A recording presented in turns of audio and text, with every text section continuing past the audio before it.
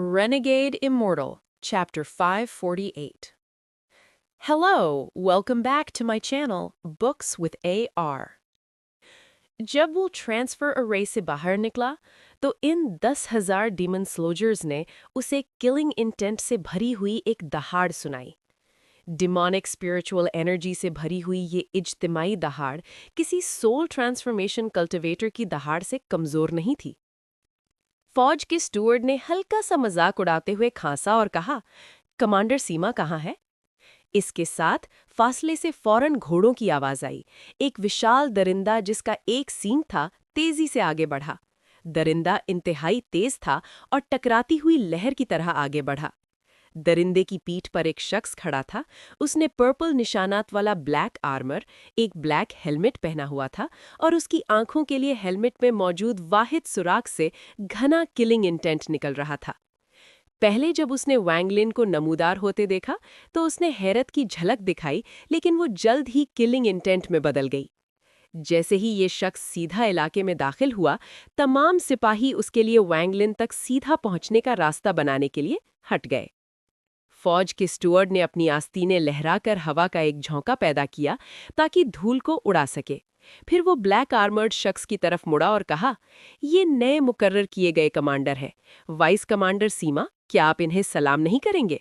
उसने जानबूझकर लफ्ज वाइस कमांडर पर जोर दिया। ब्लैक आर्मर्ड शख्स ने उदास चेहरे के साथ वैंगलिन को देखा और सर्द महरी से कहा, सीमा यान कमांडर को सलाम करता है।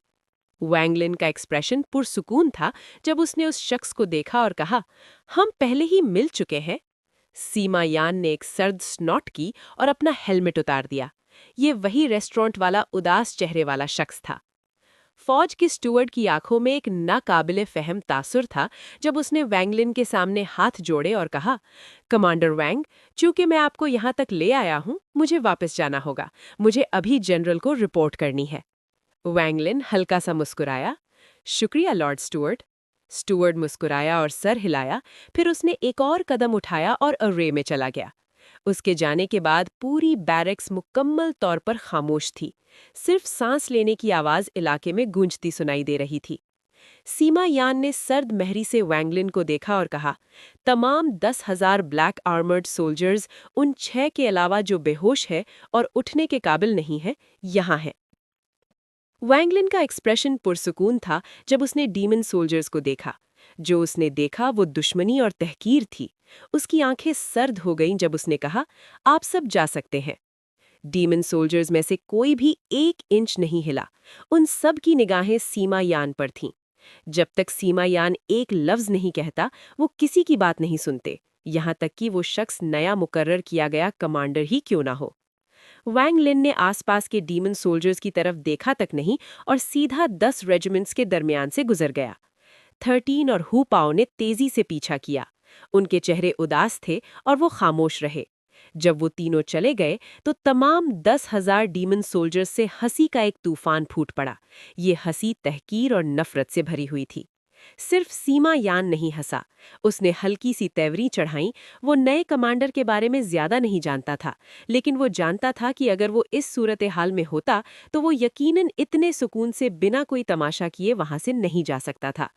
सीमा यान ने तेवरी चढ़ाई और कहा, आप सब जा सकते हैं और ट्रेनिंग जारी रख सकते हैं। अगरचे उसकी आवाज धीमी थी, लेकिन डीमन सोल्जर्स के कानों में ये गरज की तरह थी। 10 रेजिमेंट्स तेजी से अलग हुईं और अपनी प्रैक्टिस शुरू कर दी। आर्मी कैंप में बैरिक्स की कतारों के अलावा एक बहुत सादा घर था, लेकिन उसकी हिफाजत के लिए एक फॉर्मेशन था। घर के पास एक बड़ा ब्लैक फ्लैग था और झंडे पर नाम सीमा सुनहरे धागों से कढ़ा हुआ था। ये वाज़ेह था कि ये घर वो जगह थी जहां सीमा यान रहता था। उस घर के पास एक इमारत का मलबा था। यहाँ वाज़ेह तौर पर पहले कोई और इमारत थी। हु पाओ ने अपने सामने सब कुछ देखा और अपने पीछे से आने वाली हंसी सुनने के बाद उसने गुस्से से कहा, एंसेस्टर, ये डीमन सोल्जर्स हद से बढ़ गए हैं। वैंगलिन का एक्सप्रेशन अभी भी पुरसुकून था जब उसने कहा, इनकी परवाह मत करो। चूंकि हमारे रहने के लिए कोई जगह नहीं है, हम बाहर ही कल्टीवेशन करेंगे। इसके साथ उसने एक खाली जगह ढूंढी और कल्टीवेशन के लिए बैठ गया। हु पाओ ने जबरदस्ती अपना गुस्सा दबाया जब उसने सर्द महरी से बिखरते हुए डीमन सोल्जर्स को देखा। उसने एक सर्द स्नॉट की जब वो वैंगलिन के बाईं तरफ गया और उसकी हिफाजत के लिए बैठ गया। 13 का एक्सप्रेशन उदास था, लेकिन उसकी आंखें बहुत पुरसुकून थीं। वो डीमन सोल्जर्स की दिखाई गई तहकीर के बारे में सोचने की जहमत भी नहीं करता। वो सिर्फ इतना जानता है कि जब तक वैंगलिन हुक्म देगा, वो बिना किसी हिचकिचाहट के हमला कर देगा, चाहे इसमें उसकी जान ही क्यों न चली जाए। 13 वैंगलिन के दाएं तरफ बैठ गया, फिर उसने अपनी आंखें बंद की और जायंट डीमन क्लैन के बॉडी रिफाइनिंग मेथड की कल्टीवेशन शुरू कर दी। वक्त आहिस्ता आहिस्ता गुजरता गया और पलक झपकने में रात हो गई। इस पूरे दिन के दौरान आर्मी कैंप में डीमन सोल्जर्स की चीखें कभी नहीं रुकीं। उनकी ट्रेनिंग एक दूसरे के दरमियान असली मुकाबले पर मुनहसिर थी और जंग में फॉर्मेशन इस्तेमाल करने पर मरकूज थी। कभी कभार वॉन्गलिन के पास से गुजरने वाला डेमन सोल्जर उसे शदीद तहकीर से देखता। वॉन्गलिन का एक्सप्रेशन इस सब के दौरान बिल्कुल नहीं बदला। वो कुएं के पानी की तरह था, जहां कोई लहरें पैदा नहीं की जा सकती थीं। 13 ने वॉन्गलिन की नकल जारी रखी और कल्टीवेशन करता रहा। अगरचे उसके दिल में कई बार लहरें पैदा हुईं, लेकिन उन सब को उसने जबरदस्ती दबा दिया। हुपाओ वाहिद शख्स था जो बिल्कुल पुरसुकून नहीं रह सका। वो हर गुजरने वाले डेमन सोल्जर को सर्द महरी से घूरता। न सिर्फ वॉन्गलिन का एक्सप्रेशन पुरसुकून था, उसका दिल भी पुरसुकून था। उसे इस जगह पर हुकूमत करने की कोई जल्दी नहीं थी, और इसके बजाय वो इन सब का मुशाहिदा कर रहा था। अगरचे उसकी आंखें बंद थीं, उसने अपना डिवाइन सेंस फैला रखा था और यहाँ मौजूद 10,000 सिपाहियों में से हर एक का गौर से मुशाहिदा कर रहा था। हर 1,000 मर्दों की रेजिमेंट का एक लीडर था, और वो सब सीमा यान के राजदार थे। जहां तक रेस्टोरेंट वाले 6 सिपाहियों का ताल्लुक है, अगरचे उनकी कल्टीवेशन लेवल ज्यादा नहीं थी, लेकिन वो सब यहाँ अहम लोग थे। उसने फौरन कार्रवाई न करने की वजह ये थी कि उसे इन मुल्कों के अंदर फौजों के कवानीन की अच्छी समझ थी। उसने ये समझ लू युन की यादों से हासिल की थी। यहाँ के 9 मुल्क सब मिलिट्री लॉ की पैरवी करते थे और डीमन वर्ल्ड से बहुत मुख्तलिफ थे। जब तक आपकी कल्टीवेशन इतनी ताकतवर ना हो कि डीमन एम्परर के खिलाफ लड़ सके, अगर आप उनकी ताकत उधार लेना चाहते हैं तो आपको मुल्क के कवानीन की पैरवी करनी होगी। डीमन स्पिरिट लैंड में आने वाले तमाम फॉरेनर्स को पहले 9 मुल्कों में से किसी एक में घुलना मिलना होगा और फौजों पर कमान हासिल करनी होगी। यहाँ कदम जमाने का यही वाहिद रास्ता है।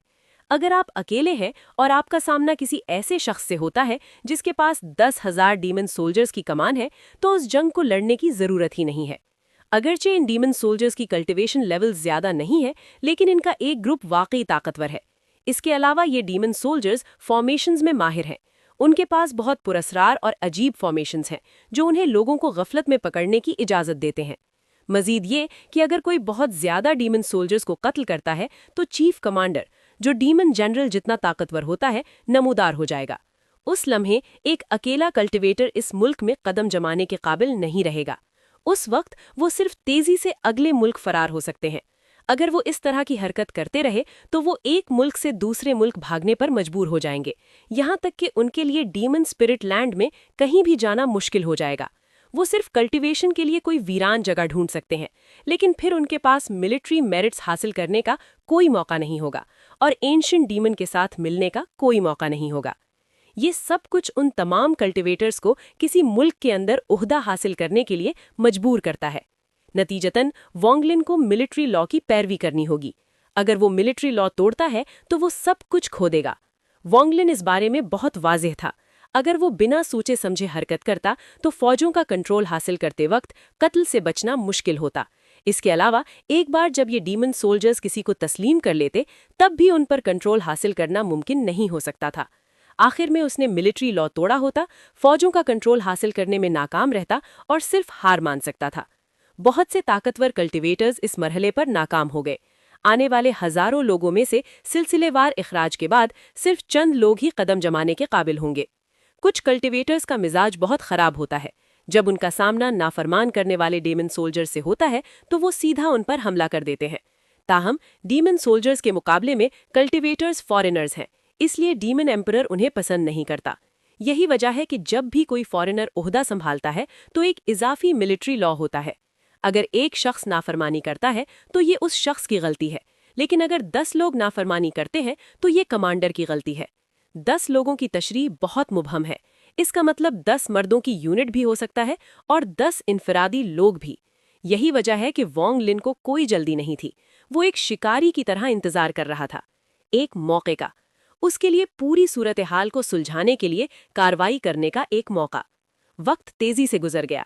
वोंगलिन इस खुली जगह पर 3 दिनों से कल्टीवेशन कर रहा था। 13 अभी तक पुरसुकून था। 2 दिन पहले वोंगलिन ने उसे एक जेड दिया था और उसे मवाद याद करने को कहा था। वो इस वक्त जेड का मवाद याद कर रहा था। ताहम इन 3 दिनों के दौरान हु पाओ का गुस्सा बढ़ता गया। ज्यादा से ज्यादा डीमन सोल्जर्स उनके साथ ऐसा सुलूक कर रहे थे जैसे वो कुछ भी नहीं है। उनकी नजरों में उनका नया कमांडर वाकई कुछ खास नहीं था। लेकिन सीमा यान और भी ज्यादा चौकन्ना हो गया।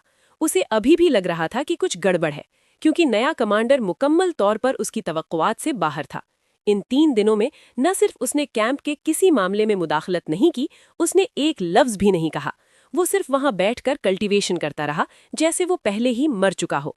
अगर ये हकीकत न होती कि उनमें से एक मुसलसल गुस्से से भरा हुआ था और हर रोज ज्यादा से ज्यादा चिड़चिड़ा हो रहा था, तो सीमा यान और भी ज्यादा चौकन्ना होता। वो वोंगलिन के कार्रवाई करने, गुस्सा होने या कैंप के मामलों में मुदाखलत करने से नहीं डरता था। वो इन तमाम सूरत हाल के लिए तैयार था। वो वोंगलिन को बुरा दिखाता या उसे इस जगह से निकाल देता। जिस चीज से वो डरता था वो ये खामोशी थी जिसे वो समझ नहीं पा रहा था। ये नया कमांडर आखिर सोच क्या रहा है? सीमा यान इस वक्त अपने घर में था और उसके नीचे 8 लोग बैठे थे। ये 8 रेजिमेंट लीडर थे। उनमें से एक बहुत मजबूत और गंजा आदमी बोला, लॉर्ड कमांडर, जू और जू का हमारे साथ बहुत कम राब्ता था। अब जब लॉर्ड कमांडर ने सबको मीटिंग के लिए बुलाया है, वो नहीं आए।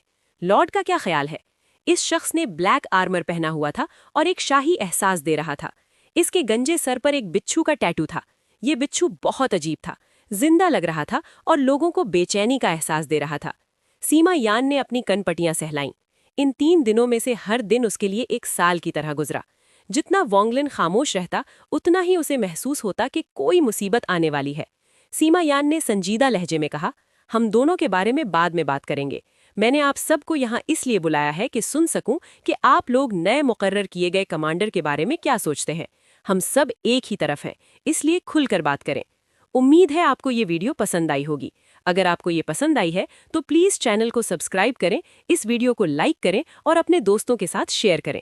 अगली वीडियो तक के लिए अल्लाह हाफिज।